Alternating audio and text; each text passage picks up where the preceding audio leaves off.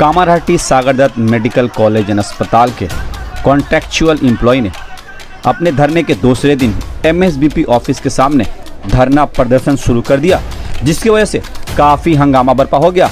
आपको बता दें, कर्मचारियों की सैलरी न मिलने की वजह से कर्मचारी काफ़ी परेशान हैं।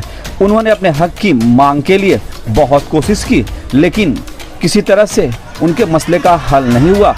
आखिरकार उन्होंने मजबूरन एमएसबीपी ऑफिस के सामने ही धरना प्रदर्शन शुरू कर दिया। हंगामा इस तरह से बरपा हो गया कि कमट्टी थाने की पुलिस मौके पर पहुंची और किसी तरह से मामले को शांत कराया गया। आइए देखते हैं आगे की खबर में।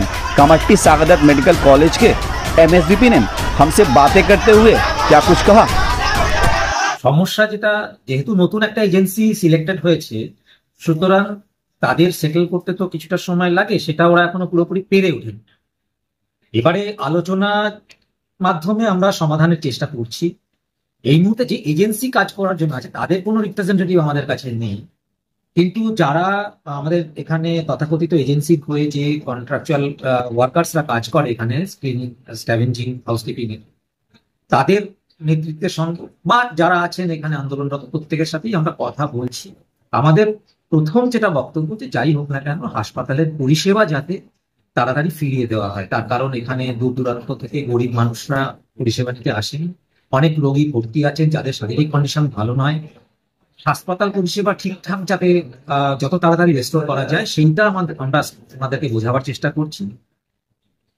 বুঝছেন, কেউ কেউ বুঝছেন না, বেশিরভাগই বুঝছেন। সেই আলোচনাটা চলছে। আমাদের দাবি কেউ কেউ হয়তো ঠিকঠাক তাদের হাসপাতালের পরিষেবা কিছু হলেও আমাদের তো বিঘ্নিত হচ্ছে, যেহেতু মেজর পোর্শন অফ যারা কন্ট্রাকচুয়াল ওয়ার্কার তারা এই মুহূর্তে কাজের জায়গায় তাদের নেই। তো আমরা ওনাদের সঙ্গে আলোচনায় আমরা আছি, এখনো আলোচনা চলছে। মাঝে আপনাদের সঙ্গে কথা বলছি যে যত তাড়াতাড়ি সম্ভব ওরা যদি আমাদের হাসপাতালের পরিষেবাটা শুরু করে, তার কারণ আমরা সর্বতভাবে চেষ্টা করছি যা যা ইরেগুলারিটিস আছে সেগুলোকে মিটিয়ে ফেলার জন্য আমরা বিভিন্ন এজেন্সির সঙ্গে কথা বলা, স্বাস্থ্য ভবনের উচ্চ মহলের সঙ্গে কথা বলা ইত্যাদির মাধ্যমে আমরা যাতে সমাধানটা তাড়াতাড়ি সমাধান সূত্র একটা খুঁজে পাওয়া যায় তার চেষ্টা আমরা করছি। কিন্তু সবার আগে যেটা আমরা আমাদের যারা এখানে কন্ট্রাকচুয়াল ওয়ার্কার তাদেরকে এটা বোঝানোর চেষ্টা করছি যে অ্যাজ আর্লি পসিবল তারা যাতে হসপিটালের পরিষেবাটা ফিরিয়ে দেয়, কারণ রোগীর পরিষেবা কোনোভাবেই কোনো অর্থেই বিঘ্নিত যাতে না হয়।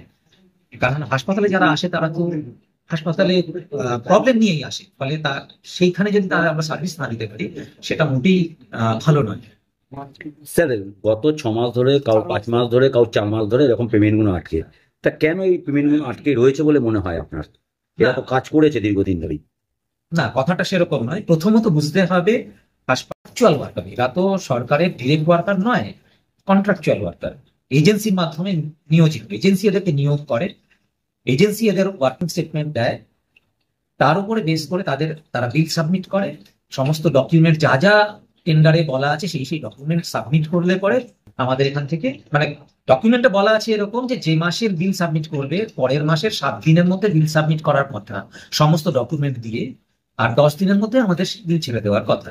তো আমরা সেই কথা যে যারা টেন্ডার পায় তাদেরকে এই সমস্ত কমিউনিকেশন করে জানিয়ে দেওয়া হয় অফিসিয়াল নিয়মগুলো। তারপর টেন্ডারের ক্লজই এগুলো, এই ক্লজ মেনেই টেন্ডারের লোকেরা পার্টিসিপেট করে। তো সেইভাবে এরা করেছে, এবং নতুন যে টেন্ডার একটা হয়েছিল সেটা এপ্রিল থেকে লাগু হয়েছে। ফলে 6 মাস যেটা আপনারা বলছেন সেটা সঠিক নয়, এপ্রিল থেকে লাগু হয়েছে। এবং ওনারা যে ওয়ার্কার এনগেজ করেছেন, সেই এনগেজ যাদেরকে করেছেন সেই লিস্ট এখনো আমাদের সঙ্গে শেয়ার করে দিতে পারেন।